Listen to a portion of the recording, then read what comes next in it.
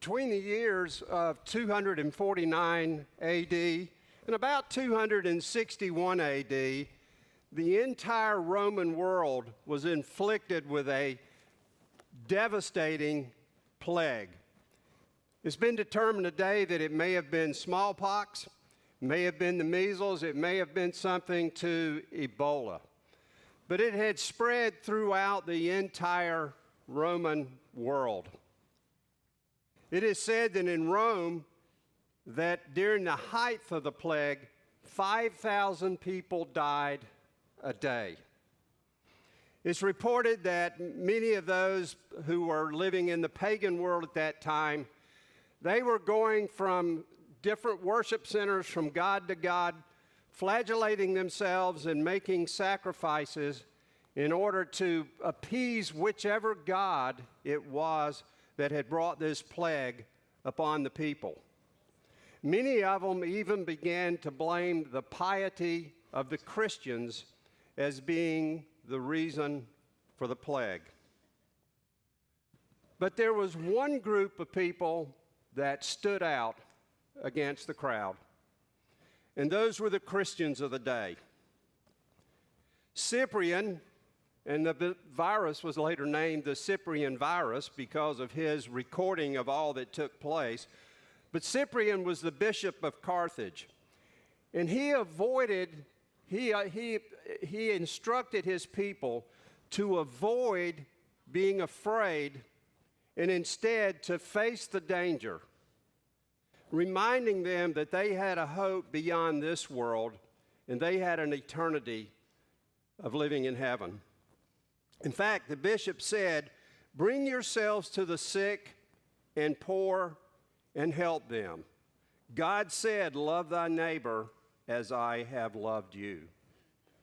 Many of the early Christians facing the threat of imminent death, and with a conviction they were to walk in the footsteps of Jesus. Many converts were won during this period of time. An outsider wrote this about the Christian community. All day long, some of them, the Christians, tended to the dying and to their burial. Countless numbers with no one to care for them. Others gathered from all parts of the city, a multitude of those withered from famine, and they distributed bread to them all. Compassion was a hallmark of the early church. It wasn't a byproduct of the early church, it was who the early church was. We see that in many, many different references, not only biblical references, but non-biblical references, such as the comments just mentioned here, reference the compassion of the Christian community. In fact, Luke documents it himself. All of you are familiar with this scripture, but it's found in Luke chapter 2, verses 44 through 45. Luke says this, said, "All the believers were together and had everything in common.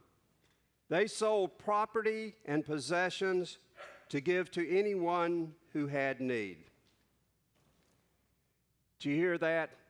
They sold property and possessions for what? To give to anyone who had need.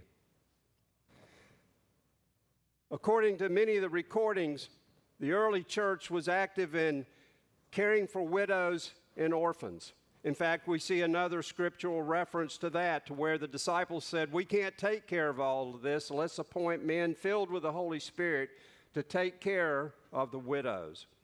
It was part of who they were. It was part of what they did as those who walked in the footsteps of Jesus. They provided for the poor. And this is important. They included the poor in their fellowship.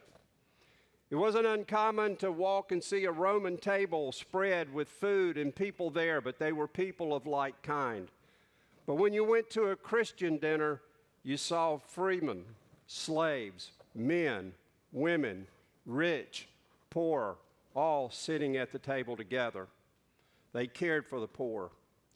They were known for burying the poor, who were typically thrown in common graves, but they believed everyone deserved the dignity of a burial. And so they would give people burials, and they were known for this. They actively cared for the sick, for the marginalized, reflecting Christ's healing ministry. Every Christian visited and supported imprisoned believers. In fact, they supported imprisoned non-believers. There's a story about, in the days of Rome, if they captured a community, a village, a group of people, they would go in and script the young men and imprison them and take them to somewhere where they would train them to be in the military. You're talking about the draft. They had a draft that was rather unique. And when they did it, oftentimes they would have to transport them by ship where they were chained in the ship.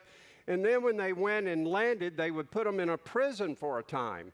And there are the stories of Christians coming to those prisons. In fact, one story is shared by a man who became a believer, and he said, they came, they brought us food, they comforted us while we were held in these prisoners.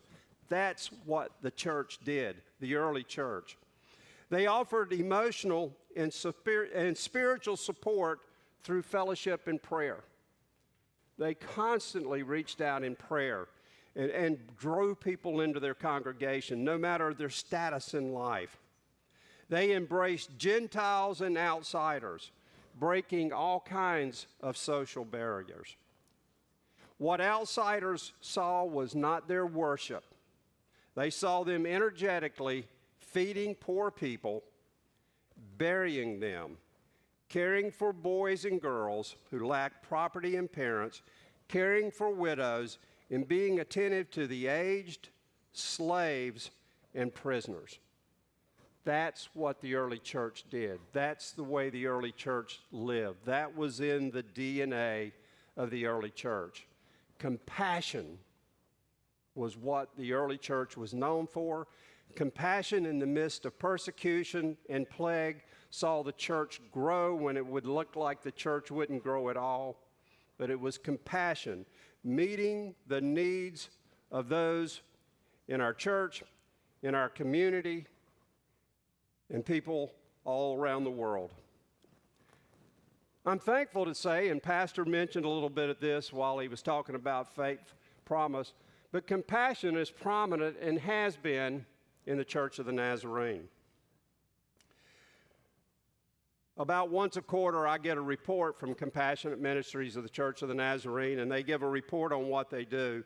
And I just read this from the most recent one. It says, the Church of the Nazarene Compassionate Ministries partners with local congregations around the world to clothe, shelter, feed, heal, educate, and live in solidarity with those who suffer under oppression, injustice, violence, poverty, hunger, and disease. That's what your church does, and that's what your faith promise helps support. Grace Point supports this worldwide position. We support it through faith promise. We support it through areas, many of us support compassionate ministries in other ways, through supporting children, through other means that we support the church. But the Church of the Nazarene is a compassionate church, and the Church of the Nazarene is engaged in passionate ministries. But Grace Point doesn't just do compassionate ministries worldwide. It starts here at home. Let me just mention a few just right off the top of our head here. Grace Point supports families whose homes have burned. Do you remember that? We had a family on the other side of town and their home burned. And this church responded in an incredible way to support that family, a family that most of us do not know. Reaching students with the gospel in our high schools through NG3. We still do that. We'd like to do more of it. But we have an opportunity through NG3 to go into the high schools and minister to students there. What a blessing. And that's all handled through local compassionate ministries. We also have the opportunity of ministering to families through an organization called Promise 686. These are families at risk, families with adoptive children, and families that are in the process of fostering. In fact, we have families in our church through other churches that have been benefited from Promise 686 care groups that have ministered to their family, and we have had groups here at Grace Point that have been care families for families that are fostering children. We are helping.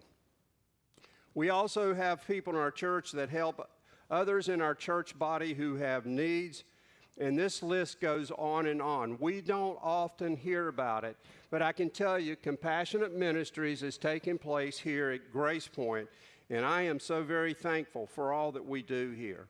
And these are all funded. These ministries are funded through your sacrificial faith promise gifts that Pastor was talking about earlier in the service. Compassion. We talk about compassion, we hear about compassion, but exactly what is compassion? There are a lot of definitions, but this is a definition that I found that I really like out of an organization that is deeply embedded in compassion. And the definition goes like this: compassion is a deep awareness of another person's suffering. And here's what I like best: coupled with a strong desire to alleviate it. It involves feeling sympathy, empathy, and active concern, moving beyond just understanding pain to taking steps to relieve it. You see, compassion is not just feeling sorry for someone.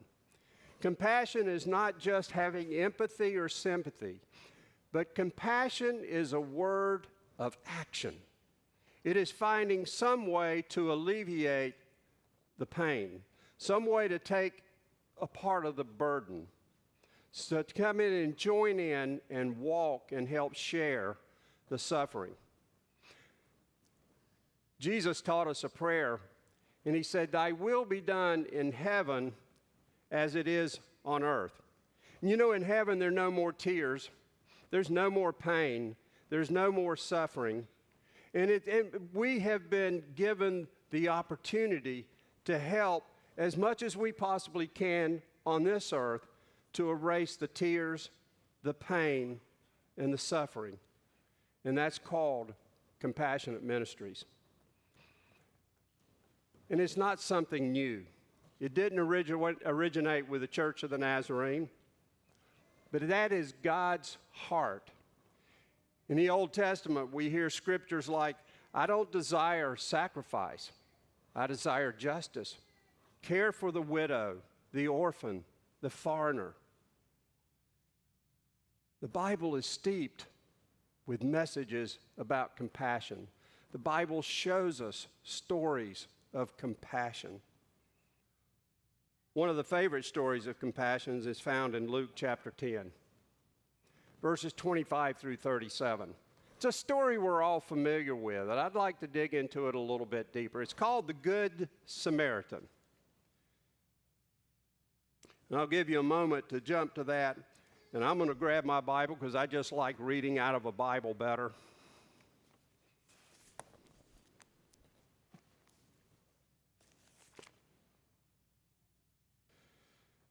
But it goes like this. It said, on one occasion, an expert in the law stood up to test Jesus. "Teacher," he asked, "what must I do to inherit eternal life?" "What is written in the law?" he replied. "How do you read it?" You know, I always like that about Jesus. I need to learn to do that better. When somebody asks you a tough question, flip it back to them. You know, Jesus was good at that, but he flips it back to them. And the man answers, he answered, "Love the Lord your God with all your heart and with all your soul and with all your strength and with all your mind, and love your neighbor as yourself." Jesus said, "You have answered correctly." And then he said, "Do this and you will live." But he wanted to justify himself. So he asked Jesus, "And who is my neighbor?" In reply, Jesus said, a man was going down from Jerusalem to Jericho when he was attacked by robbers. They stripped him of his clothes and beat him and went away, leaving him half dead. A priest happened to be going down the same road, and when he saw the man, he passed by on the other side. So too a Levite, when he came to the place and saw him, passed by on the other side. But a Samaritan, as he traveled, came to where the man was, and when he saw him, he took pity on him. He went to him and bandaged his wounds, pouring on oil and wine. Then he put the man on his own donkey, brought him to the inn, and took care of him. The next day he took out 2 denarii and gave them to the innkeeper. Look after him, he said, and when I return, I will reimburse you for any extra expense you may have. Then Jesus asked, which of these 3 do you think was a neighbor to the man who fell into the hands of the robber? The expert of the law replied, the one who had mercy on him. Jesus told him, go and do likewise. It's an incredible story. In fact, that term, the Good Samaritan, we use now to include anyone who goes to help somebody. We even have Good Samaritan laws because people started suing people who were helping if the results didn't come out the way they were. But it's this idea of help. It's this idea of seeing a need and meeting that need. And I think there are a couple of things here that I'd like to point out is that, first of all, it requires active help. I don't know how the first 2, the Levite and the teacher of the law, felt. They may have had pity on this man, but they didn't take any action. In fact, what they did was avoid him. They went around the other way. But that we are called to take action. When we see needs, we are called to do what we can within what authority we've given, what power, what resources, what giftedness we have to meet those needs. In fact, in James chapter 2, verses 14 through 16, he speaks to this. He says, what good is it, my brothers and sisters, if someone claims to have faith but has no deeds? Can such faith save them? Suppose a brother or sister is without clothes and daily food. If one of you says to them, go in peace, keep warm and well fed, but does nothing about their physical needs, what good is it? In the same way, faith by itself, if it is not accompanied by action, is dead. We got to do something. We've got to do things that may be uncomfortable, inconvenient, costly, but we're called to do something. It also requires an awareness and a sensitivity. In other words, we need to notice. You notice he didn't just have pity, but he looked around and he saw this guy needs help. He needs bandages. He needs a place to stay while he recuperates. There's some things that he needs. So instead of turning away, we're called to turn toward the need. We're called to engage with the suffering rather than avoiding it. It's easy to avoid things, isn't it? Let me tell on myself, because I'm a good example of avoidance. About a month and a half ago, our grandson wanted to go to the varsity. Good with me. I love the varsity. I love my grandson. Perfect trip. I'd been fasting that day, fasting until 6 o'clock that evening. And so when we get down to the varsity, I've got one thing on my mind. Chili slaw dog, chili steak, order of onion rings, and a drink. I jump out of my car, and I'm headed toward the varsity, and I hear this voice said, "Hey, you." And I'm thinking, there's no "hey, you" now. There's a chili slaw dog, chili steak, order of onion rings, and a drink right inside that door. But then the Spirit spoke to me and said, I didn't call you to avoid. I called you to go forward. And I had to turn around, and there was a man sitting there in a wheelchair. And I don't remember exactly what he wanted to order, except there was chocolate ice cream there. And I went in and I said, you hang here, and I'll be back. I'm going to go in and get your food, and I'll be back. And I say that simply because my first reaction was to do the same thing the Levites did and the teacher of the law did. My first reaction was to walk around him. But then God said, turn around and look at the need and meet the need, because that's why I brought you in this cart at this point. Then you can get your chili slaw dog, your chili steak. It's not going anywhere. It'll still be there. All the time, Barbara and Tristan are wondering, where did Opa go? But we have to be careful, because it's so easy to turn the other way. Because going to the hurt is uncomfortable, it's inconvenient, sometimes it'll cost us. But God's calling us, instead of running away from the danger, to run to the danger and trust Him. The components of compassion include emotion. There has to be feeling. There has to be that within us that feels the hurt of those around us. We see that with the man here, because it said, first of all, he had pity. As soon as he saw him, he had pity. It's that emotion. It's when we see someone and we hurt because they hurt that causes us to move into action. So the second component that we have to have is cognitive. We have to understand what the need is. When he felt that pity, but he didn't know what the need was. But what he did was he looked back. He looked at the man and said, this guy's in bad shape. He needs some bandages. He needs some salve. He needs some healing. He needs some rest. He needs some time off. And so there was the cognitive awareness, the knowledge of what the need was. You know why we don't get the need so often, why we don't do that? So we don't ask. We need to stop and say, hey, what do you need right now? What exactly could I do to help you? What is the need? It requires knowledge. And then it requires the behavioral. We have to act. We have to move on what our feelings are telling us, what our knowledge is telling us. They have to move us to action. He moved to action. I love the story. What did he do? He bandaged him. He put him on his own donkey. He said, I'm going to walk and you're going to ride. He took him to the Holiday Inn, gave him a room. Then he went down and said, I'm paying 2 days in advance for him. And if you need more when I come back through, I'll pay the rest of it. You see, he took action. It started with pity.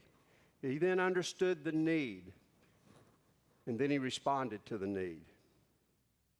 Those are the components of action. I said earlier, compassion is taking place here at Grace Point. There's so many stories of compassion. And let me just brag on my wife for a minute. She's homesick. Living with me is hard. We were at the beach, and we're coming off the beach. This was a week ago. We're coming off the beach, and I told her, I said, come on and catch up with me, but the restroom's up there. That's where I'm headed. You'll find me there. And I was gone, and I come out. There's no Barbara. And I look back. There's a little walkway that comes from the beach over the dunes to where the walkway is. And there's Barbara talking and praying with a woman she'd just met for 30 minutes. Barbara's talking to Mary Ann, and we saw Mary Ann a couple of times. Barbara knew her history. She knew what struggles she was going through, and Barbara was there praying with her. That's compassion. The other day we were in downtown Atlanta with our big backpack serving Gatorade and lemonade. And a woman comes up to Roz, and Roz observes, she saw her, and there's something she could tell there was a sadness in her. And Roz began to talk with her and found out that this woman had just had her children taken away from her. DFACS had taken her kids. The kids were on the street. It was not a good situation for the kids. Mothers know this. Don't take your kids from a mother. It's devastating. But they took these kids away. And Roz, I love this. Roz says, "Do you need a hug?" And the woman said, "Yeah." Roz hugged her, and Roz said, "Can I pray for you?" That's compassion. Pauline Robinson, she's suffering for Jesus over in Jamaica right now. I talked to her yesterday. Pauline, we did something a little bit different this year with our angel tree. We had a team of people who called the various families so that they could make connection with the families. And Pauline called this family on Angel Tree, and she talked to the woman about it, and the woman said, "I'd love to be a part of it, but I can't come to your party because I have to work and I can't be there." Pauline said, "Could I bring your children?" She said, "No, I don't know you." So when the party came with those who were assigned families, they took the gifts and delivered them to the family. So Pauline takes the gifts to this woman and this family, and she's talking to them at the door, and the little girl says, "My birthday today." Pauline says, "I'll be right back." She goes to the car, gets a $20 bill, as well as something for the other kids, and she comes and gives that little girl a birthday present. And she has conversation with the family. And then Pauline says, "Now you know me. Next year, you'll let me pick the kids up." That is compassion.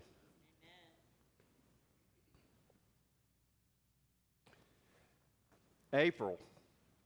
April has a young student in her school whose stepfather committed suicide. Devastating to the family, and April goes a little bit beyond just teaching. She ministers to the families. And April knew that it was important that she attend the funeral to support the family. School didn't see it that way and said, "If you go, we're going to dock your pay." April said, "Dock it. I'm going to do what needs to be done for this family." That is compassionate ministries. And I could go through here and tell stories. I heard a story today about someone, and I haven't asked them if I can clear this so you don't know their name, but they've recently had to put a family member in a level of care. And they said, "I just found out when I go there, I'm there to minister to other people there." That's compassionate ministries. I know someone here, and I didn't ask if I could share this story, but they used to pick up kids to bring to church that were neighbors who eventually were saved and baptized in our youth ministry. That's compassionate ministries. I know several people that have taken big old pots of soup and food to families that are shut in or have people that have been in the hospital. That's compassionate ministries. I know a group the other day that went to one of our families we have a caregiver, and raked leaves, put down pine needles, and transplanted plants. That's compassionate ministries. I know a lady new to our church, and I didn't get a chance to talk to her, but she's gone around and helped several people that need help clean their yards, mow, do various work around their yards. That's compassionate ministries. We are all called to be engaged and to be involved in compassionate ministries. So what I'd like to do now is we look at those stories and we say, wow, that's cool, but that's not me. And those particular stories may not be you. Because, see, we understand, and part of what we say here at Grace Point, and Pastor David said this earlier, we're here to know Jesus. It all starts with knowing Jesus. We're not called to come and know Jesus' precepts. That's part of what we do. But we are called to know Jesus. This is a personal relationship. We're to walk in his footsteps. Oftentimes, these discussions, as I look through compassion, they would talk about, We're here to walk in the footsteps of Jesus. We're to do what Jesus did. But in order to do what Jesus did, we've got to know Jesus. But then we've got to find freedom, whatever that is. It may be freedom from fear. It could be fear of doing compassionate ministries. And I've seen that happen. It was interesting. The first time we ever went down to do a city walk with the homeless, and sometimes we take snacks, we take coffee, we take hot chocolate. This time we took Gatorade and lemonade. It was like a little huddle. They stood right around, close. And they'd never been there before. So they were kind of watching some of us that have done this before to see what we do. Now when we go down there, they're all over the place, praying for people and serving stuff. They had to get over that fear. And sometimes finding freedom is just finding how to get over that fear of how do we reach people? How do we minister to people? But then also, it's finding what is my giftedness? And I'll say, I'm never going to be one that just stops to everybody on the road and starts praying with them like Barbara. I just wind her up and let her go, and I stand there and just support her. It's not my giftedness. And I was saying in class this morning, but I do things that Barbara will never do because that's my giftedness. Find your giftedness. But when you find it, and don't wait until you find it, don't wait until you're absolutely sure, start compassionate ministries. Start reaching out. The church is known. The church was known here. Why? Again, it said it wasn't known because of their worship service. It was known because of their compassion. The impact they made on their community, the impact they made on their neighbors. So you may be looking at this and said, I can't do what Roz did. I can't do what Barbara does. I can't do what Pauline did. I can't do what April did. You're right. But you can do what God created you to do.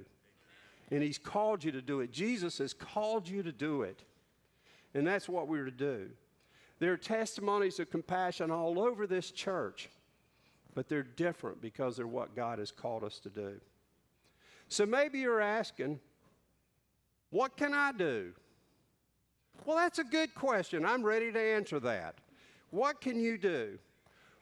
There are a lot of things you can do to get involved in compassionate ministries here in the church. And I just want to share a few of those.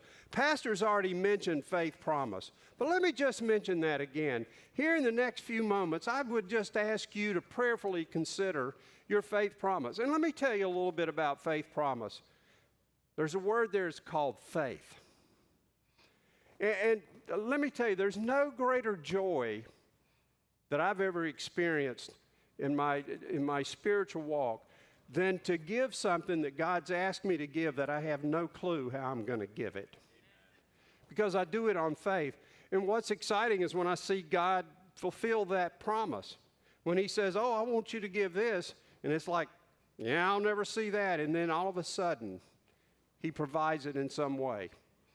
But we can support Him. We do that. We support local compassionate ministries. We support all of these global efforts, our missionaries around the world. We can do that.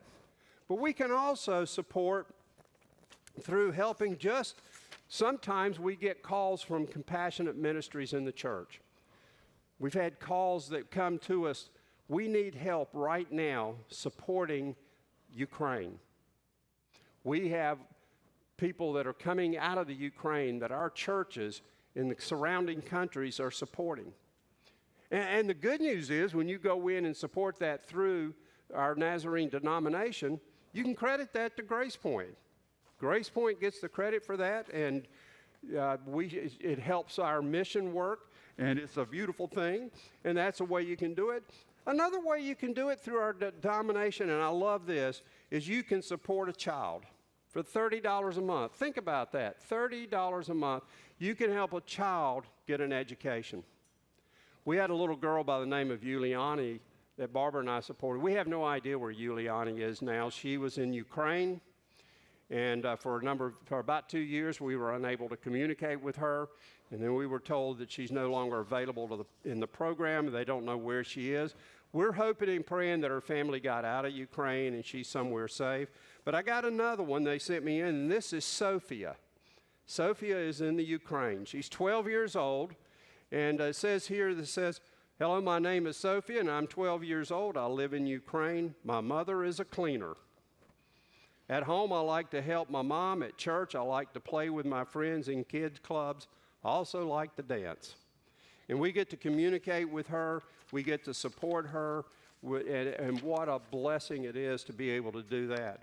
In fact, I know Marlene supports a little girl, Jessie, who is in Lebanon right now. And again, you can imagine the lives they live in these war-torn countries. But something else I'd like you to do that's even more local. I want you for just a moment to think about someone that you could lift a burden from, someone that you could provide a need for. It may be someone in our church family. It could be one of our caregivers. It could be someone who is a shut-in, or someone maybe that's been in the hospital recently. What can I do to help alleviate the burden they're carrying right now? Think of that name. Who would that person be? And then I would encourage you to begin to pray and say, God, what can I do to make their life a little easier, to bring a little relief to the struggle they're going through? Who is that person? And if that person doesn't come to mind, I would encourage you to pray for them. Pray, Lord, give me a name. Who would that person be that I can minister to, that I can support? Pray.